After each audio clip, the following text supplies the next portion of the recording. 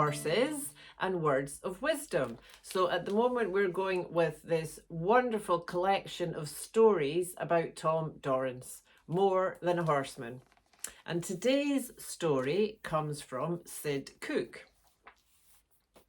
I met Tom through Ray Hunt. Ray had told me for years about how Tom could get along with a horse.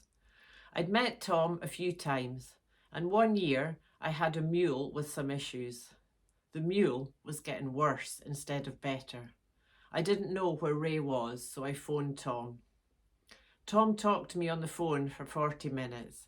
He would ask me a question and then tell me an answer. I was very sorry that I never even jotted down his questions and answers. You could have rode any mule or horse from Tom's answers and questions. The last thing Tom told me was he didn't care if I didn't do all the things he told me, except I was to get on the mule from the fence. He said I would need help getting him to the fence, and we had better have a lot of time, or I would find out a lot of things about a mule I didn't even know existed. Happy to say, a friend came and helped me teach the mule to let me get on from the fence, and the mule got better about everything very quickly. Another year, Tom and Margaret came and had a clinic. Tom never did charge very much, and he was giving some of us our money back for helping him. He wanted to pay the arena fees for everyone, as he said he had no arena. Tom also wanted to pay my wife, Marge, for room and board. We had a big discussion about it for over an hour. In the end, everything was still the way Tom wanted it.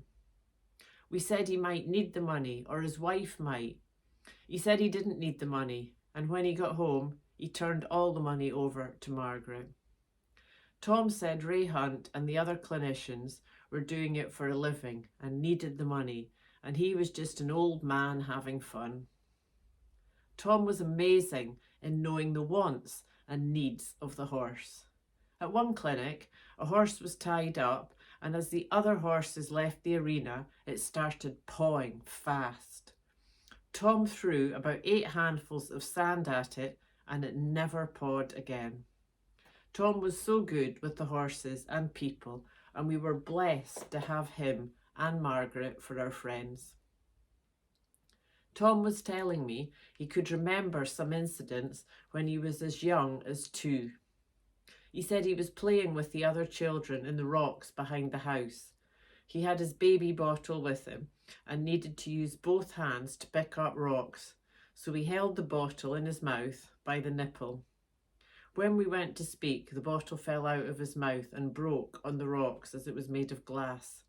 He went crying to his mother, and she gave him another baby bottle. After dinner, the children were playing in the rocks again.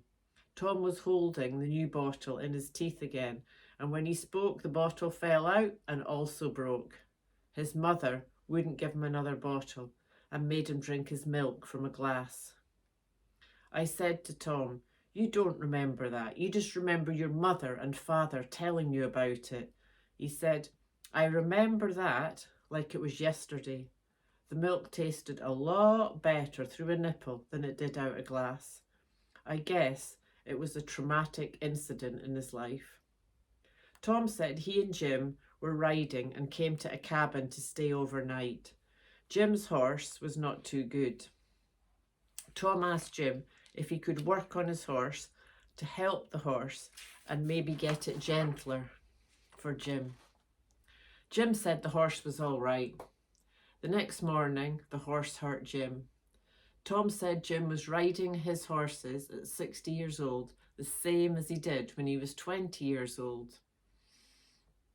Tom told me a story about a 5-year-old horse on a large ranch that no one wanted to ride as it was so lovesick.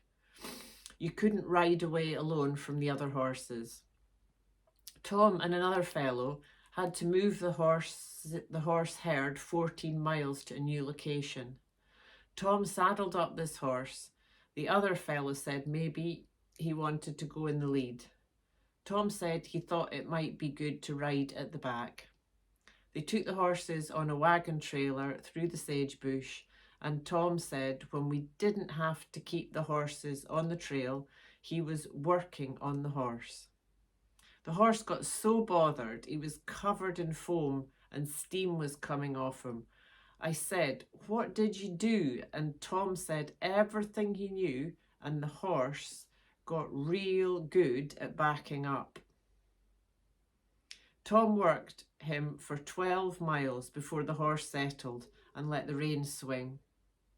Tom said the horse was an extreme case. He went back to the ranch the next year for a week. He took the horse herd 4 miles each day up on some hills for grass. When the horses were filled up, he would bring them back to camp, riding the same horse with the reins over the horn and swinging. The horse just wanted to be with him. Tom said most horses die with their lovesickness still in them. Tom told me a story about Ray and a wild mare. Ray's corrals were very muddy and they wanted to ride in a field. Tom helped Ray get on the mare in the corral, and they had to ride out a laneway with barbed wire half up and half down. They got out to the field and rode a circle, and on the way back by the laneway, the mare looked and wanted to go to the corral. Tom told Ray on the next circle to get ready real early. The next circle, the mare only looked. On the third circle, the mare never looked. Tom told me he didn't know of another man in the world that could have done that on that mare. This is a story about when I worked some cows by myself in the middle of a field. Our cows were Solar, a breed from France. Everyone said they were wild. There were about 50 cows in the middle of the field. I needed to sort off some calvy heifers. I usually took them to a fence corner to sort them, but from things Tom and Ray taught me, I thought I could sort in the middle of the field. I started to circle the cows. It took me almost 15 or 20 minutes. My horse was fat and almost played out before the cows settled, and it seemed that all at once the cows' heads went down and their expression changed. I could trot through and lope through the herd, and they would open up in front of me and close behind me. The invisible corral I had made was stronger than a 6-foot steel corral. I sorted off the heifers and took them 1 mile to the barn. I put my horse away and went to the house. I looked out the window and told my wife Marge, I forgot to open the gate. The cows were still in their tight little bunch.